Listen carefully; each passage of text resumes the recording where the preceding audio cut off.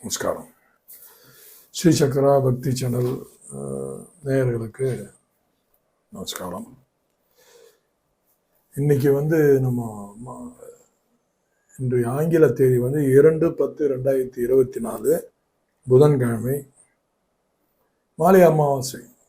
புரட்டாசி மாசத்துல வர அமாவாசை ஒரு அற்புதமான ஒரு நாள்.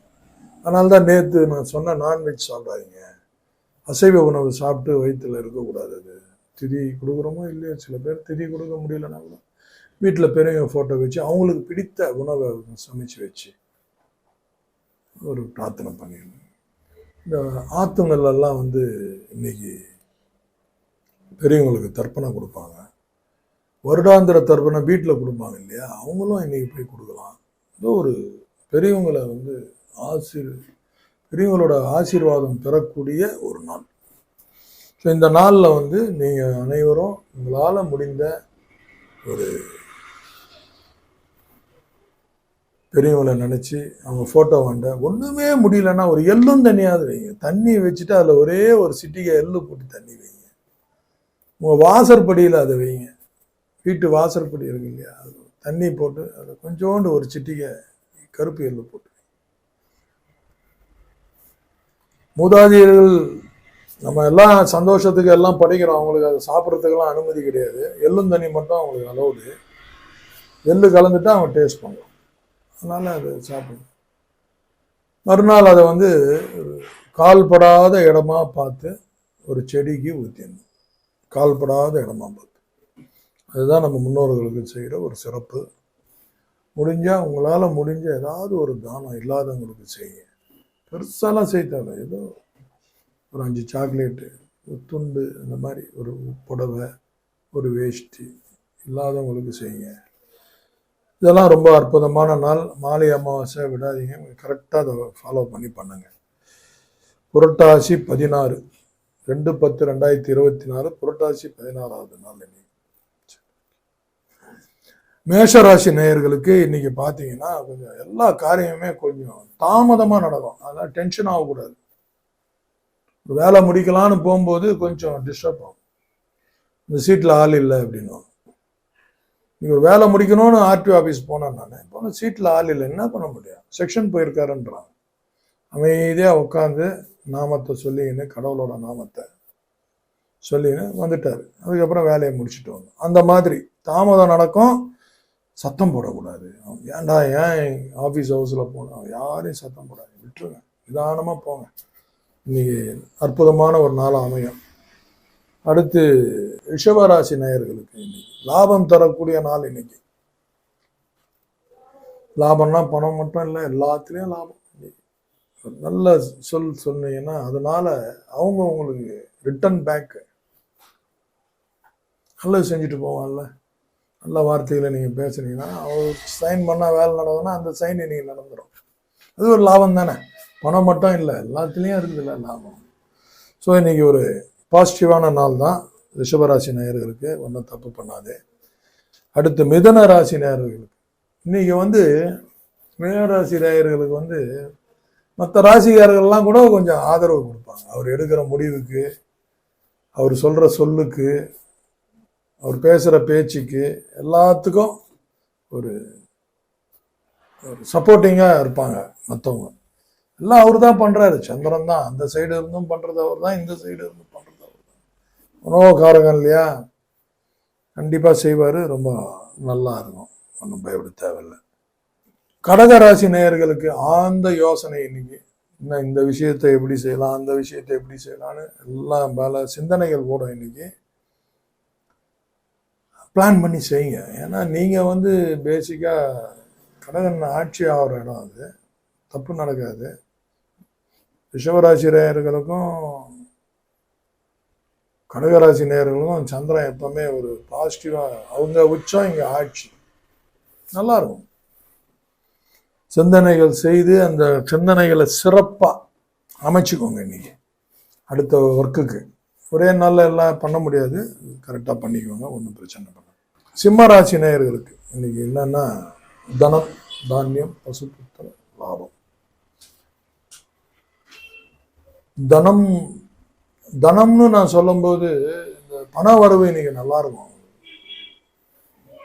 கிடைக்கக்கூடாத இடத்துல இருந்து கூட இன்னைக்கு பணம் வந்துடும். அவங்க போய் முயற்சி பண்ணாங்கன்னா தைரியமாக செய்ய சொல்லுங்க, ஒன்றும் தப்பு பண்ணாது.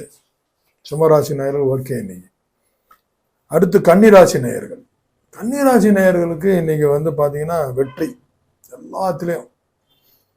இல்லைன்னா நம்ம என்ன ஒரே நாளில் 24 hours 12 மணி நேரம் தான் பகல். இந்த 12 மணி நேரத்தில் என்ன நமக்கு பெரிய இன்னும் பெருசாக நம்ம செய்ய போகிறதில்ல. சின்ன சின்ன விஷயங்கள் வந்து பிளான் பண்ணி இன்னைக்கு சக்ஸஸ் பண்ணிடலாம். மாதிரி கன்னிராசி நேயர்களுக்கு இன்னைக்கு ஒரு அற்புதமான நாள், எதுலேயும் வெற்றி கிடைக்கக்கூடிய நாள்.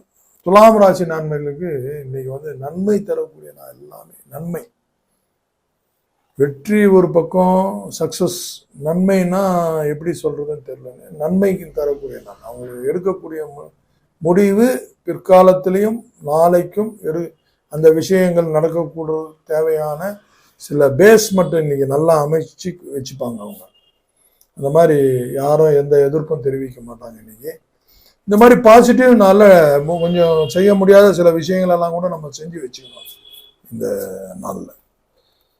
விருச்சிக ராசி நேயர்களுக்கு எப்படின்னா இன்னைக்கு கொஞ்சம் அமைதி காக்கணும். எல்லா விஷயத்திலையும் கொஞ்சம் பொறுமை கையாளணும். தயவு செய்து பொறுமை கையாண்டீங்கன்னா இன்னைக்கு எல்லாத்துலேயும் சக்ஸஸ் தான்